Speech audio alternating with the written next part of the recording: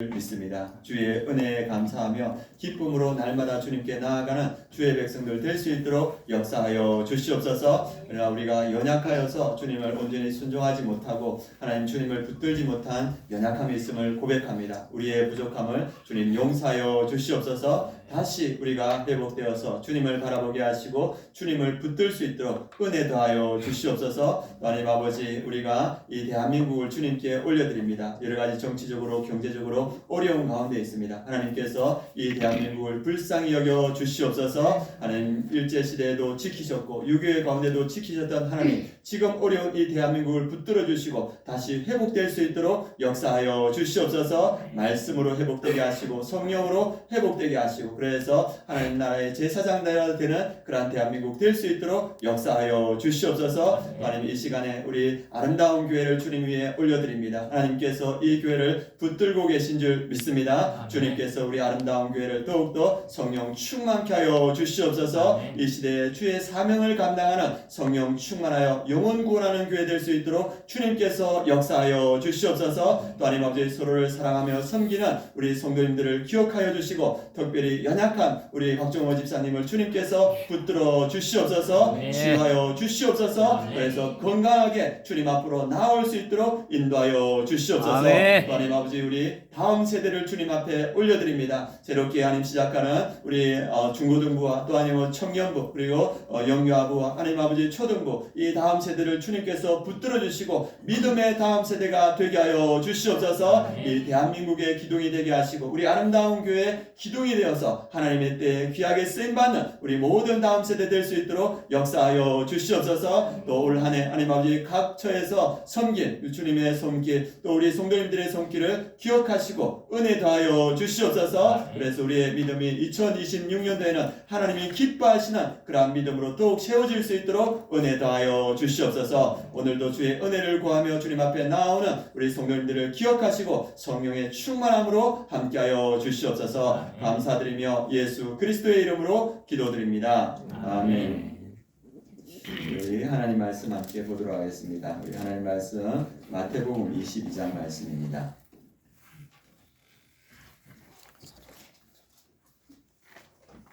마태복음 22장 말씀 34절에서 40절 말씀 함께 보도록 하겠습니다. 34절에서 40절, 제가 가지고 있는 성경은 신약 성경 38페이지입니다. 우리 한 절씩 교독하도록 하겠습니다. 예수께서 사두개인들로 대답할 수 없게 하셨다 함을 바리새인들이 듣고 모였는데, 선생님, 율법 중에서 어느 계명이 크니까? 예수께서 이르시되 내 마음을 다하고 목숨을 다하고 뜻을 다하여 주 너의 하나님을 사랑하라 하셨으니 이것이 크고 첫째 되는 계명이요 둘째로 이와 같으니 내 이웃을 내 자신과 같이 사랑하라 하셨으니. 함께 봉독하겠습니다. 이 두 계명이 온 율법과 선지자의 강령이니라. 아멘. 오늘 이제 52주 중에 마지막 주입니다. 그래서 이 마지막 주를 돌아보면서 올 한 해를 생각해 보니까 한 해가 금방 간 것 같습니다. 이렇게 3월 달에 제가 처음 와서 두렵고 떨림으로 이 자리에 섰는데 되돌아보니까 금방 가는 거예요. 그래서 1년을 되돌아보면서 제가 느낀 건 뭐냐 하면 우리 아름다운 교회 성도님들이 하나님을 참 사랑한다. 그리고 아름다운 교회 성도님들이 교회를 참 사랑한다. 이걸 마음 깊이 느꼈습니다. 그래서 하나님께서 정말 우리 성도님들 한 분 한 분을 보배롭고 존귀하게 여기신다는 그런 마음이 들었습니다. 그리고 또 우리 교회에 앞서서 섬기고 있는 우리 장로님들 참 귀하다는 생각이 듭니다. 늘 새벽 예배 자리에 모셔서 기도로 또 교회를 섬겨가시고 또 각 처에서 이렇게 각 부서에서 이렇게 섬겨가는 모습을 볼 때 참 감사하다는 생각이 듭니다. 그리고 우리 성도님들도 각 부서에서 또 각 처에서 이렇게 섬겨주신 그 은혜로 우리 아름다운 교회가 여기까지 온 것 같습니다. 그리고 어제는 올리브 블레싱 마지막 예배를 드렸습니다. 그래서 예배를 드리면서 우리 아이들을 볼 때 토요일 날 이렇게 만나지 못한다는 게 좀 아쉽더라고요. 아이고, 두빈이 성빈이 저한테 찾아와서 맛있는 거 없어요? 그 소리를 이제 못 듣는다 생각하니까 좀 안타깝더라고요. 그런데 오랫동안 한 2년 동안 우리 성도님들이 애찬으로 섬겨주시고 이렇게 보니까 1년에 33분이 돌아가시면서 애찬으로 섬겨주셨더라고요. 그래서 너무 감사했고 또 여러 가지 모습으로 기도해 주신 우리 성도님들이 감사한 마음이 들었습니다. 그래서 우리 각 교회 모든 부서에서 섬겨주신 성도님들, 또 올리브 블레싱에서 섬겨주신 성도님들, 우리 함께 감사와 경외의 박수 한번 같이 나누도록 하겠습니다. 감사합니다. 예, 오늘은 목장 편성을 이루는 날입니다. 그래서 어떤 말씀을 전할까 했을 때 하나님께서 저에게 올해 나눴던 말씀 중에서 가장 중요한 말씀, 우리가 정말 새기고 지나가야 될 그 말씀을 함께 나누면 좋겠다, 이런 말씀을 주셨습니다. 그래서 오늘은 이전에 같이 우리 성도님들과 나눴던 말씀 중에서 이 목장 편성을 할 때 우리가 꼭 기억해야 되는, 주님께서 우리에게 꼭 주시고자 하는 그 말씀을 함께 나누고자 합니다.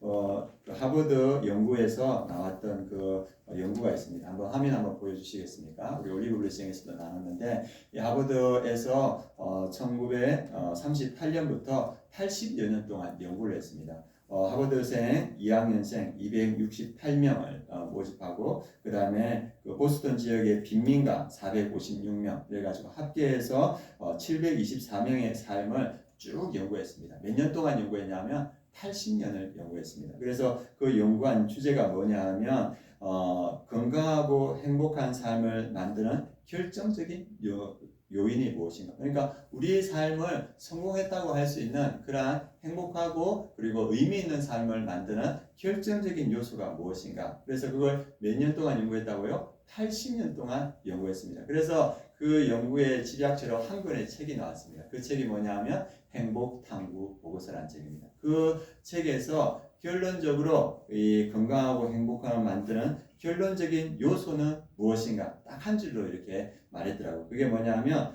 재산도 아니고 명예도 아니고 학벌도 아니었다. 사람과의 따뜻한 관계다. 그래서 거기서 딱 말하고 뭐냐면 관계가 우리 삶의 가장 중요한 결정적인 요소, 성공적인 요소다, 이렇게 말하고 있습니다. 그래서 하버드를 졸업했던 빈민가에 살던 그것이 중요하지 않다. 그 사람이 얼마나 큰 명예를 가지는가 그게 중요하지 않다. 그리고 그 사람이 얼마나 또 이렇게 돈을 가지고 있는가 그런 거 중요하지 않다. 인간의 행복의 요소는 뭐다? 따뜻한 관계가 중요하다. 그것이 이분이 80년 동안 연구한 결론입니다. 우리 삶에서 제일 중요한 게 뭐라고요? 관계. 따뜻한 관계에서 우리에게 행복이 오고 삶의 의미가 온다. 그런데 이 말씀을 예수님께서 2000년 전에 우리에게 말씀해 주셨습니다. 우리의 삶에 가장 중요한 것이 관계다. 어떤 관계다? 우리 2000년에 예수님은 하나님과의 우리와 관계가 중요하고 이웃과의 우리의 관계가 중요하다. 그것을 2000년 전에 말씀해 주셨습니다. 그래서 우리의 삶에서 내가 잘 살고 있는가? 뭘 보면 알 수 있습니까? 내가 하나님을 사랑하는가? 그걸 볼 수 있으면 알 수 있고, 내가 이웃을 사랑하는가, 그것을 보면 내가 잘 살고 있는가 아닌가 그걸 평가할 수 있습니다. 그래서 제 목회의 기준도 여기에 듣고 싶은 마음이 듭니다. 그래서 제가 하나님을 사랑하는가, 그리고 성도님들과 사랑의 관계를 맺고 있는가, 성도님들의 슬픔이 나의 슬픔이 되고 성도님들의 기쁨이 나의 기쁨이 될 때 저는 그게 성공한 목회라는 생각이 듭니다. 그리고 이 성장과 부흥은 하나님께서 부수적으로 우리 교회에 주는 거라고 생각합니다. 그래서 주님께서 저한테 물으시는 것이 뭐냐면 네가 나를 사랑하느냐, 내가 맡겨준 양들을 사랑하느냐, 그것이 주님께서 저를 평가하는 기준이라고 생각합니다. 마찬가지입니다. 우리 성도님들에게도 주님께서 물으시는 게 뭐냐 하면 너가 나를 사랑하느냐, 그리고 내가 너에게 보내준 그 지체들을 사랑하느냐, 주님께서 우리 성도님들에게 그걸 묻는다고 생각합니다. 그래서 우리 성도님들이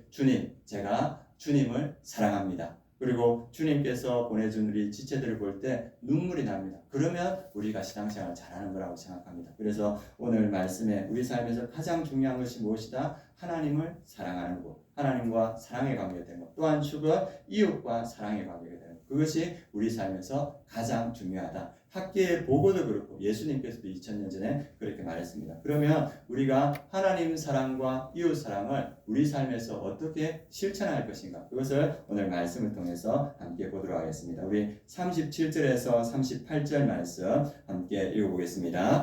예수께서 이르시되 내 마음을 다하고 목숨을 다하고 뜻을 다하여 주 너의 하나님을 사랑하라 하셨으니 이것이 크고 첫째 되는 계명이요. 한 율법사가 예수님께 나와서 말할 때 예수님 율법 중에서 가장 큰 계명이 무엇입니까? 이렇게 말할 때 예수님께서 뭐라고 말씀하십니까? 하나님을 사랑하는 것이 가장 큰 계명이다. 이렇게 말합니다. 그래서 우리가 하나님과의 사랑의 관계가 되었을 때 우리의 삶에 하나님의 은혜와 그리고 사랑이 충만하고 행복한 삶을 살게 됩니다. 그러면 우리의 삶에서 이 하나님의 사랑을 구체적으로 어떻게 실천할 수 있을 것인가 우리가 생각해 볼 수 있는데, 첫 번째는 우리가 무엇을 알아야 되냐면 하나님이 우리를 먼저 사랑하신다는 것을 알아야 됩니다. 하나님께서 우리를 사랑하라고 말씀하신 이유는 뭐냐면 하나님께서 우리를 먼저 사랑하셨기 때문에 동일하게 우리에게 하나님을 사랑하라고 이렇게 말씀하고 계십니다. 만일 우리가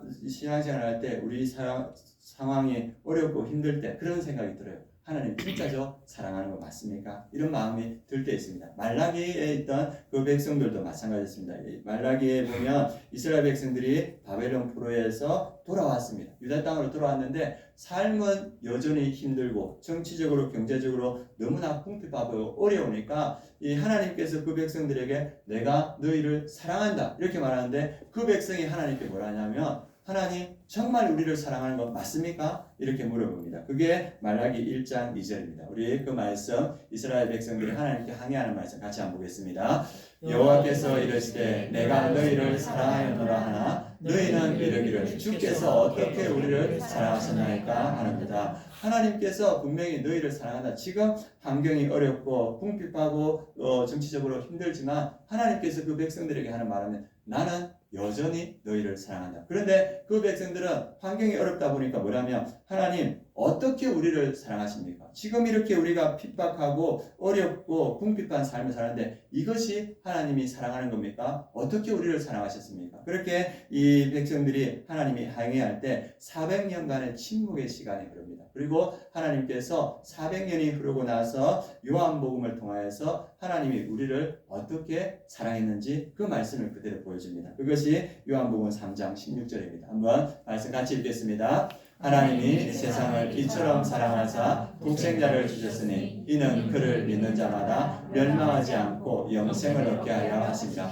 어떻게 우리를 사랑하셨습니까? 이렇게 물을 때 하나님께서 이처럼 사랑하사 이렇게 응답을 주셨습니다. 이처럼이 뭡니까? 나의 가장 아끼는 독생자를 너에게 주었다. 그리고 그를 믿는 자마다 멸망하지 않고 영생을 얻게 하려 하십니다. 하나님은 우리를 이처럼 사랑하는 줄 믿습니다. 우리의 상황이 궁핍하고 어렵고 환경이 어렵다도 여전히 주님은 우리를 사랑하신다. 어떻게 사랑하신다? 이처럼 사랑하신다. 그래서 오늘 성경 말씀에 보면 우리 하나님께서 우리에게 뭘 요구하냐면 내 마음을 다하고 목숨을 다하고 뜻을 다하여 주 너의 하나님을 사랑하라 하셨으니, 그런데 하나님께서 먼저 그분의 마음을 다하고 목숨을 다하고 뜻을 다하여 우리를 사랑하셨습니다. 그 사랑으로 주님께서 너도 나를 마음을 다하고 뜻을 다하고 목숨을 다하여 사랑하라. 이렇게 사랑의 관계로 초청하는 줄 믿습니다. 그래서 우리가 먼저 알아야 되는 건 뭐냐면 하나님께서 우리를 먼저 사랑하셨다. 그분의 전 존재를 가지고 우리를 사랑하셨고 그 사랑하시는 하나님께서 우리를 그 사랑으로 초청한다는 것을 우리는 알고 있어야 된다는 것을 성경은 말해주고 있습니다.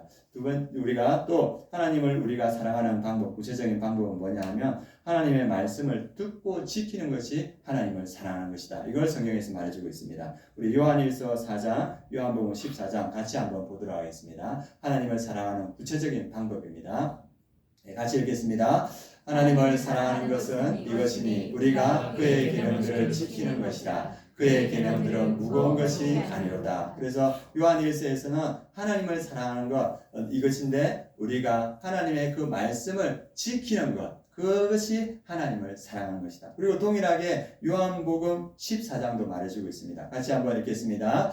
나의 계명을 지키는 자라야 나를 사랑하는 자니 나를 사랑하는 자는 내 아버지께 사랑을 받을 것이요 나도 그를 사랑하여 그에게 나를 나타내리라. 예수님도 동일한 말씀을 하래요. 내 계명, 내 말을 가지고 지키는 자가 나를 사랑하고 나를 사랑하는 자, 그 말씀을 지키는 자를 아버지께서도 사랑하고 나도 그를 사랑하여 그에게 나를 나타내라. 그래서 하나님을 사랑하는 구체적인 방법, 성경은 분명하게 말해주고 있습니다. 말씀을 듣고 지키는 것이 나를 사랑하는 것이다. 이렇게 말합니다. 그래서 이 말씀이 얼마나 따뜻한 말씀인지 모르겠습니다. 이 주님께서 말씀하신 나를 사랑하시는 것은 어렵지 않다. 그리고 내 계명은 어렵지 않다. 내 계명을 지키는 것이 나를 사랑하는 것이다. 이렇게 오늘 성경은 말해주고 있습니다. 우리가 지금 오늘 2부 예배 때 이제 말씀의 전당 이렇게 시상을 하거든요. 우리 많은 성도님들이 성경을 통독하고 필사하고 암송하였습니다. 그러니까 이제 성경 통독한 제일 많이 하신 분이 하반기에 7독하셨더라고요. 예, 7독하시면서 그렇게 하시고 필사도 이렇게 많은 분들이 하시고 우리 박대화 집사님은 로마서 전체를 암송하셨다고 합니다. 예, 대단하죠. 예, 이렇게 말씀을 통독하고 그리고 필사하고 암송하는 근본적인 이유가 무엇입니까? 우리가 하나님을 사랑하기 때문인 줄 믿습니다. 하나님을 사랑하기 때문에 그분의 말씀을 듣고 싶은 겁니다. 그래서 그분은 우리에게 뭘 요구하시는가? 말씀 가운데 그분과 동행하고 교제하기를 원하시는. 그래서 우리를 말씀으로 초청하는 거예요. 그래서 말씀 가운데 그분과의 교제가 일어나고 그리고 말씀 가운데 듣고 지키는 행한 가운데 하나님의 모든 좋은 은혜가 우리에게 임한다. 그래서 주님은 우리를 말씀 가운데로 초청합니다. 그래서 주님께서 우리에게 어떠한 자가 복이 있는가 그걸 말씀해 주는 것이 누가복음 11장 28절입니다. 그 말씀도 같이 보겠습니다. 예수께서 이르시되 오히려 하나님의 말씀을 듣고 지키는 자가 복이 있느니라 하시니라. 예수님이 말씀하신 복은 뭐냐 하면 사람들이 예수님을 낳은 그 어머니가 복이 있다는데 예수님은 그것보다 말씀을 듣고 지키는 자가 복이 있다고 말하는 겁니다. 우리 성도님들 주님께서 우리를 말씀으로 초청하는 줄 믿습니다. 왜 그렇습니까? 주님과의 사랑의 관계를 이루기 위해서 우리를 말씀으로 초청합니다. 그래서 우리 하반기에도 우리 성도님들 말씀을 붙들고 주님과의 관계에 나아갔듯이 이제 신년 1월 1일부터 뭐가 시작됩니까? 성경 읽기. 예, 성경 통독이 시작되죠. 그죠? 며칠까지 시작되는지 아십니까? 2월 8일까지. 그래서 그 기간 하루에 몇 장 읽어야 된다고 아십니까? 예, 아유 아시네요. 그죠?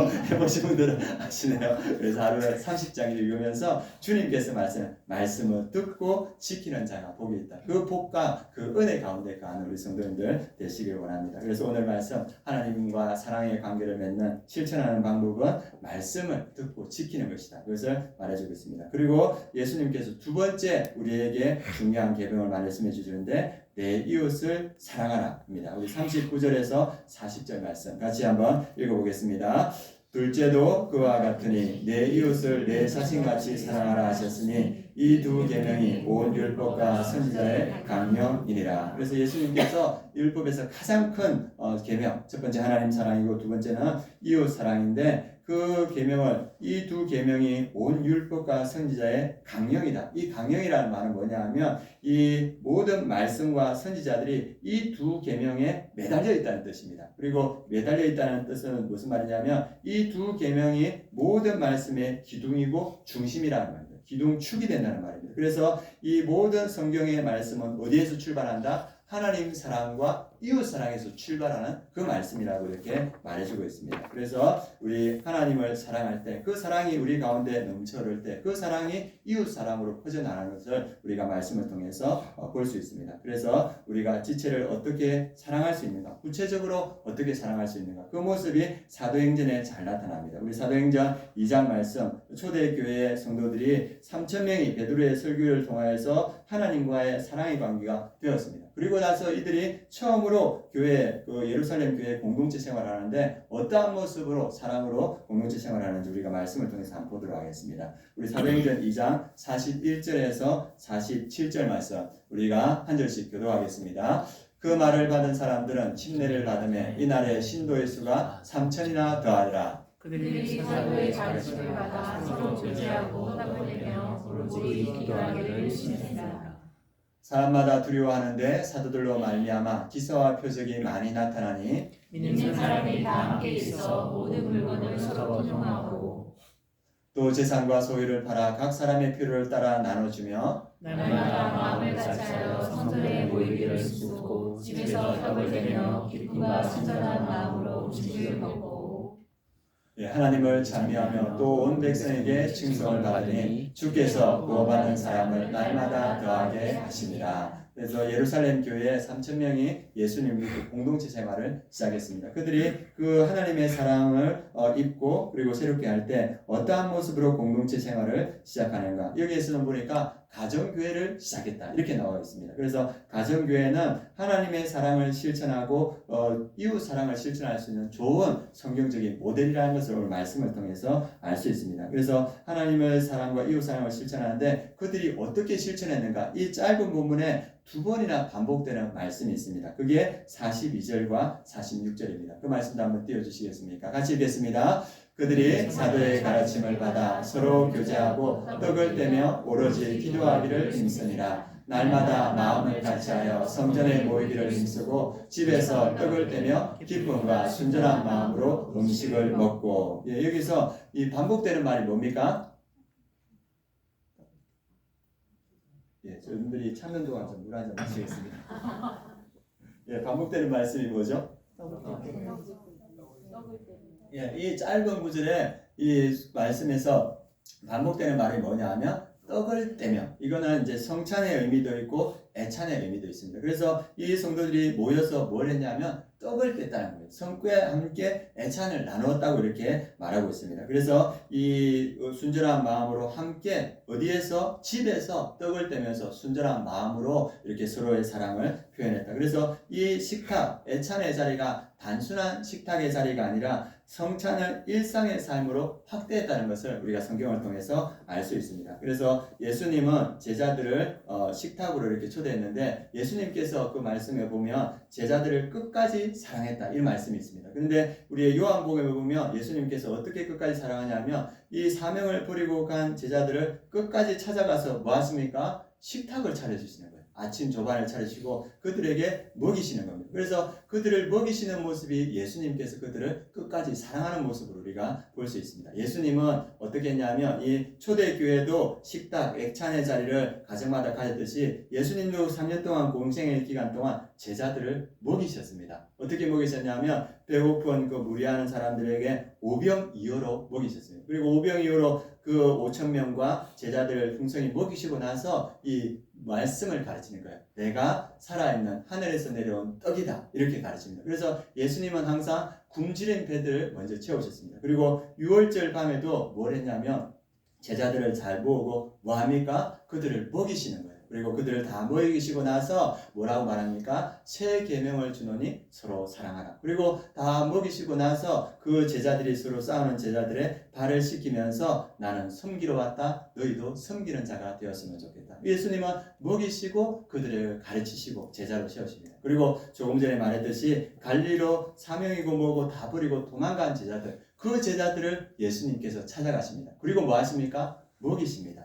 그 밤새도록 아무것도 잡지 못하는 피곤하고 배고픈 제자들을 먹이십니다. 그리고 먹이시고 나서 그 제자들의 사명을 회복시켜 주시는 모습을 보여주시고 있습니다. 그래서 예수님은 제자들을 먹이셨고 그리고 그 먹이심으로써 그들의 육체도 회복시키시고 그들의 영혼도 회복시켜 간다는 것을 보여줍니다. 이것을 우리가 신학적으로 뭐냐면 성육식 신학이라고 합니다. 성육의 인카네이션. 그래서 하나님께서 영적인 존재로만 머무르지 않으시고 하나님께서는 배고픔과 피곤함, 고통, 죽음의 현실 안으로 들어오셨다는 것을 이걸 통해서 알 수 있습니다. 그래서 요한복음 1장 14절에 보면 말씀이 육신이 되어 우리 가운데 거하시네. 그래서 그 예수님이 사람이 되셔서 우리가 느끼는 모든 것들을 다 느끼셨습니다. 그래서 하나님은 인간의 영혼만이 아니라 배고픈 몸까지 구원하기 위해서 이 땅에 오셨다는 걸 우리가 알 수 있습니다. 그래서 마태복음 4장 2절을 보면 40일을 밤낮으로 금식하신 후에 줄이신지라 이 말씀입니다. 예수님은 뭘 아시는 분이냐면 배고픔을 아시는 분이십니다. 그래서 예수님은 굶주림이 무엇인지 알고 배고픈 가운데 인간이 얼마나 연약해지는지를 예수님은 아셨습니다. 그래서 사명 이전에 생존이 다급한 상태가 무엇인지 아시고 그래서 제자들이 배고픔 가운데 그들의 먼저 배고픔을 채워주시고 그리고 그들의 영혼을 열어주시는 모습을 우리가 볼 수 있습니다. 그래서 예수님께서 이 먹이신 것은 단순한 배려가 아니라 예수님께서 인간의 삶 속으로 직접 들어오신 성육신의 실제적 모습이라는 것을 우리가 알 수가 있습니다. 그래서 주님은 사병보다 먼저 배고픈 배를 채워주셨고 회복된 존재 위에 말씀을 전하셨습니다. 그래서 예수님의 방법은 사랑의 방법은 뭐냐 하면 이 배고픈 제자들을 먹이시고 그들을 온전한 믿음으로 채워주셨다. 그래서 이 애찬은 뭐냐 하면 성찬의 의미가 그대로 이렇게 전해진 거예요. 예수님께서 마지막 유월절 만찬에서 빵을 찢으면서 이것은 너에게 주는 내 살이다. 그리고 포도주를 부어주면서 이것은 내 피다. 이렇게 하면서 그 마지막 만찬의 제자들을 먹이시지 않습니까? 애찬도 마찬가지입니다. 우리가 목장에서 애찬을 함께 나눌 때 그 성찬의 의미가 그대로 이어지는 자리가 애찬입니다. 그래서 우리가 애찬을 하면서 우리의 배고픈 배가 채워지면서 동일하게 마음이 열려지고 우리의 영혼이 열려지는 그러한 자리라는 것을 성경은 우리가 알 수 있습니다. 그래서 이 예루살렘 교회 초신자들이 그 가정에 가서 그 애찬을 나누면서 그들의 마음이 열리고 그들의 영혼이 열리고 그래서 많은 자들이 믿음을 가졌다 이렇게 봅니다. 그래서 그 마지막 절에 보면 많은 사람들의 칭송을 받으며 구원받는 자들이 날마다 더하더라. 그래서 우리가 이 모습을 바라보면서 초대교회에도 가정에서 애찬을 나누며 영혼들을 채워가는 모습을 보고 예수님도 동일하게 이 땅에 오셔서 제자들을 먹이심으로써 그들을 믿음으로 채워가는 모습을 봅니다. 그래서 우리 교회도 무엇을 합니까? 이 목장들마다 가정을 오픈해서 그들에게 애찬을 섬기며 그들을 믿음으로 키워가는 겁니다. 제가 이제 우리 목자분들하고 이렇게 같이 대화하는 가운데 그분이 예수님을 믿지 않는 분이었는데 이 믿지 않는 분이 교회에 처음에 와서 이 목장 모임을 52주를 결석하지 않고 연속으로 출석을 했답니다. 여러분들 초신자가 52주 목장 출석하기 쉬울까요? 어려울까요? 안 해보셔서 모르시죠? 어렵죠. 그래서 52주를 어떻게 초대합니까? 그래서 제가 물었습니다. 아니, 믿음 없던 그 분이 어떻게 52주를 이렇게 목장을 출석할 수 있었습니까? 물어보니까 뭐라 하냐면, 금요일마다 밥이 있었습니다. 이 밥을 어디 가서 먹겠습니까? 그래서 그분이 52주간 이 목장에 출석해서 그 금요일마다 차려주는 그 밥을 먹으면서 마음이 열리고 그리고 영혼이 열려서 믿음이 들어가서 훈련을 받고 지금은 목자로 섬기고 있거든요. 뭡니까? 목장에서 열려지는 그 애찬을 통하여서 우리의 마음이 열리고 우리의 영혼이 열리고 그 가운데 믿음이 채워지는 것을 우리가 볼 수 있습니다. 그래서 우리 아름다운 교회가 지금 목자들이 많이 수고하고 있습니다. 목자들이 애찬을 이렇게 준비하고 이렇게 늘 준비하면서 목원들을 챙기고 있습니다. 그래서 우리가 이제 앞으로는 금요일마다 목장 모임을 해 나갈 겁니다. 그래서 목자와 목녀가 많이 수고할 텐데 목자와 목녀간이 이거 섬기기엔 너무 힘든 거예요. 그래서 우리 이제 앞으로 오늘 편성되는 목장에 들어가시면 우리 목원들도 가정을 오픈해서 같이 애찬을 준비해 갈 때 거기에 들어오는 새로운 영혼들이 그 애찬을 통하여서 예수 그리스도의 사랑을 느끼고 그 마음이 열리고 그 영혼이 열릴 줄 믿습니다. 그런데 그 가운데 영혼이 구원되는 역사가 일어납니다. 저번에 한번 말했듯이 휴스턴 그 교회에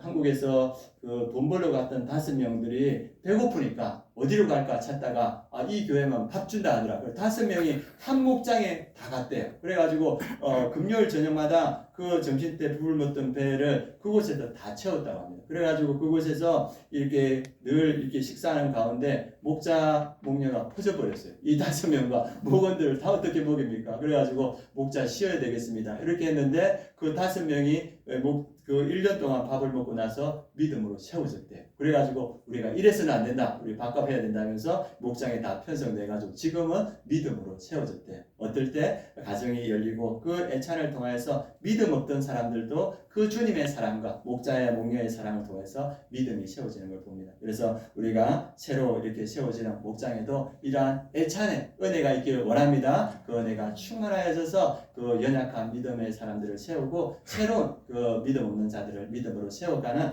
우리 교회가 되었으면 좋겠습니다. 오늘 2가지 예수님께서 말씀하십니다. 우리 인생에 가장 중요한 것이 무엇인가? 하나님을 사랑하는 것, 이웃을 사랑하는 것. 이 안에 하나님의 영원한 생명과 축복과 은혜가 있다. 그래서 우리 삶에서 우리가 늘 생각해야 하는 건 뭐냐면 내가 하나님을 지금 사랑하고 있는가? 내가 지체들을 사랑하고 있는가? 그걸 점검하면서 늘 주님을 사랑하고 지체를 사랑하는 우리 성도님들 되었으면 좋겠습니다. 그리고 하나님 사랑과 이 이웃을 사랑하는 그 사랑을 실천하는 공간이 어디입니까? 목장 안입니다. 목장 안에서 말씀을 붙들고 목장 안에서 서로 교제하며 사랑의 애찬을 나누는 가운데 하나님의 사랑이 실천되고 이웃 사랑이 실천됩니다. 그리고 그 안에서 영원히 구원되는 역사가 나타나는 줄 믿습니다. 오늘 우리에게 주시는 말씀을 딱 추약해 놓은 말씀이 있습니다. 그 말씀 우리 읽고 이렇게 예배를 마무리하도록 하겠습니다. 우리 그 말씀 요한복음 13장 말씀입니다. 함께 보도록 하겠습니다.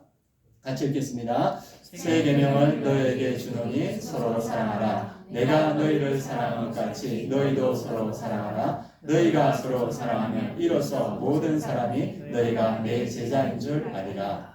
6월절 밤, 이 6월절 성찬을, 애찬과 성찬을 나누고 나서 예수님께서 그 제자들을 바라보시면서 해줬던 말씀, 이것을 한 4번인가 그 자리에서 말씀, 새 계명을 너희에게 준다. 서로 사랑하라. 내가 너희를 사랑한 것이 너희도 서로 사랑하라. 너희가 서로 사랑하면 모든 사람이, 예수님을 믿는 사람이든 믿지 않는 사람이든 너희가 내 제자인 줄 알 것이다. 이것이 예수님께서 그 제자들에게 주신 마지막 말씀이고 우리에게 주신 마지막 말씀인 줄 믿습니다. 하나님을 사랑하고 이웃 우리 지체를 사랑하는 것, 그것이 주님께서 우리에게 바라는 말씀입니다. 한번 옆에 한번 둘러보십시오. 예, 한번 쭉 보십시오. 예, 옆에 이분들 왜 보내주셨습니까? 예, 사랑하라고, 하나님께서 사랑하라고 이곳에 보내주셨습니다. 여기에 있는 한 분 한 분이 얼마나 귀한 사람인지 모릅니다. 여기에 있는 한 분 한 분이 예수 그리스도의 피값으로 구원받은 사람이고, 이 귀중하기 때문에 주님께서 이 자리에 이곳에 보내준 줄 믿습니다. 그리고 우리에게 하신 한 말씀, 내가 너희를 사랑한 것 같이 너희도 서로 사랑하라, 이 말씀 주셨습니다. 우리 2025년에도 서로를 사랑해서 이 사랑을 이루어가는 2026년 되었으면 좋겠습니다. 우리 아름다운 교회, 하나님을 사랑하고 우리 지체를 사랑하는 교회인 줄 믿습니다. 그리고 우리 목장도 하나님을 사랑하고 지체를 사랑하는 목장으로 더욱 세워져 가기를 원합니다. 우리가 이 마음을 담아서 우리가 함께 찬양했으면 좋겠습니다. 이곳에 모인 우리 주의 은총 받은 자녀라, 우리 함께 찬양하시겠습니다.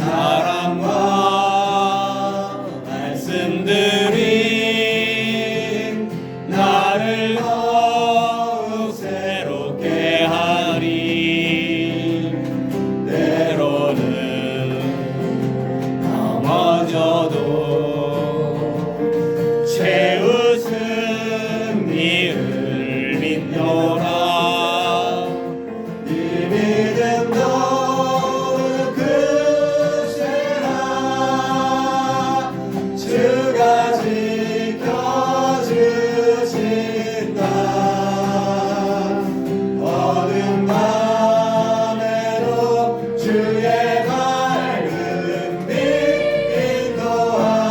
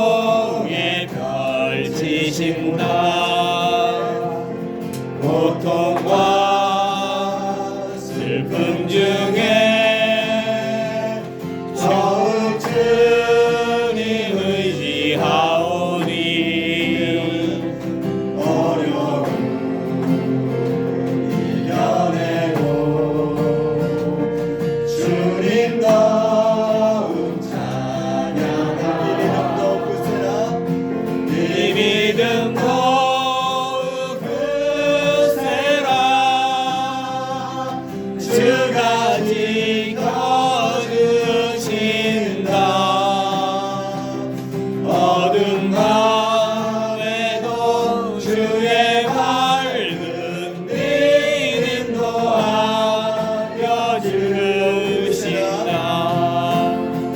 이 믿음 더욱 굳세라. 주가 지켜주신다. 어두운 밤에도 주의 밝은 빛 인도하여 주신다. 이 시간 우리가 마음을 모아서 함께 기도하겠습니다. 하나님, 저의 신앙이 하나님을 더욱 사랑하고 지체를 더욱 사랑하는 그러한 신앙 되게 하여 주시옵소서. 우리 아름다운 교회가 하나님을 더욱 사랑하고 지체를 더욱더 사랑하는 그러한 교회 되게 하여 주시옵소서. 우리 이 시간 합심해서 함께 기도하시겠습니다. 하나님 아버지, 이 시간 우리가 주의 말씀을 붙들고 주님 앞에 나아갑니다. 하나님 아버지, 가장 큰 계명 하나님을 사랑하고 이웃을 사랑하는 그 계명을 붙들고 주님 앞에 나아갑니다. 하나님 아버지, 예수께서 이르시되 내 마음을 다하여 목숨을 다하고 뜻을 다하여 주 너의 하나님을 사랑하라. 내 이웃을 내 자신과 같이 사랑하라. 하나님 아버지, 그 말씀을 실천하라. 저의 삶이 되기 원합니다. 우리 한나운 교회 모든 성도들의 삶이 되길 원합니다. 우리가 더욱더 하나님을 사랑하고 이웃을 사랑하며 지체를 사랑하는 그런 교회 될 수 있도록 주님께서 역사하여 주시옵소서. 우리 아름다운 교회를 붙들어 주시고 우리 아름다운 교회가 하나님을 사랑하는 교회 되게 하여 주시옵소서.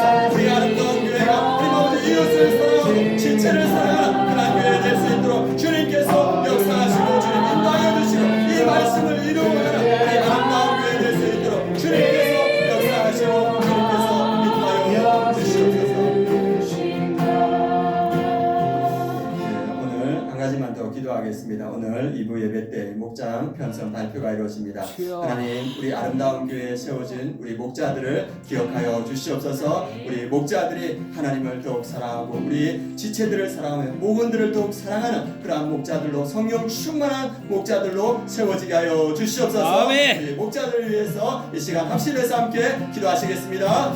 하나님 아버지, 이 시간 우리가 목자들을 위해서 함께 기도하며 나아갑니다. 하나님 아버지, 원치 동행하는 목자들을 주님께서 기억하여 주시옵소서. 우리 목자들에게 성령의 충만함을 더하여 주시옵소서. 하나님의 은혜를 더하여 주시옵소서. 그래서 주님이 주시는 은혜와 주님이 주시는 사랑과 성령의 충만함으로 하나님 아버지 목장을 잘 세워갈 수 있도록 주님께서 역사하시고 주님 인도하여 주시옵소서. 우리 목자들 주님께서 붙들어 주셔서 하나님을 더욱더 사랑하며 하나님 아버지 지체들을 사랑하며 목원을 사랑하는 그런 우리 목자들 될 수 있도록 주님께서 역사하여 주시옵소서. 우리 목자들은 주님께서 세우셨사오니 주님께서 책임져 주실 줄 믿습니다. 우리 목자들을 통하여서 주의 사랑이 충만해 우리 목장에 이루어지게 하시고 우리 아름다운 교회에 도전할 수 있도록 주님께서 역사하시고 주님께서 함께하시고 우리의 성도님들에게 동일한 은혜를 주님 더하여 주시옵소서. 주님 감사하여 주시옵소서. 하나님, 오늘 말씀대로 우리가 마음과 뜻과 힘과 목숨을 다하여 주님을 사랑하는 주의 백성 되게 하여 주시옵소서. 내 이웃을 내 몸과 같이 사랑하는 우리 성도님들 되게 하여 주시옵소서. 그래서 우리 아름다운 교회가 하나님을 사랑하고 지체와 하나님 아버지 이웃을 사랑하는 그러한 믿음의 교회로 세워지게 하여 주시옵소서. 특별히 우리 목자들을 위해서 목녀들을 위해서 기도합니다. 혼신의 발걸음을 내딛는 우리 목자와 목녀를 기억하여 주시고 성령의 충만함으로 함께하여 주시옵소서. 주의 사랑을 부어주셔서 하나님을 더욱 사랑하며 또 지체와 목원들을 더욱 사랑하는 우리 목자와 목녀 될 수 있도록 주님께서 함께하시고 우리 성도님들에게도 동일한 은혜 더하여 주시옵소서. 그렇게 역사할 줄 믿고 감사드리며 예수 그리스도의 이름으로 기도드립니다. 아멘.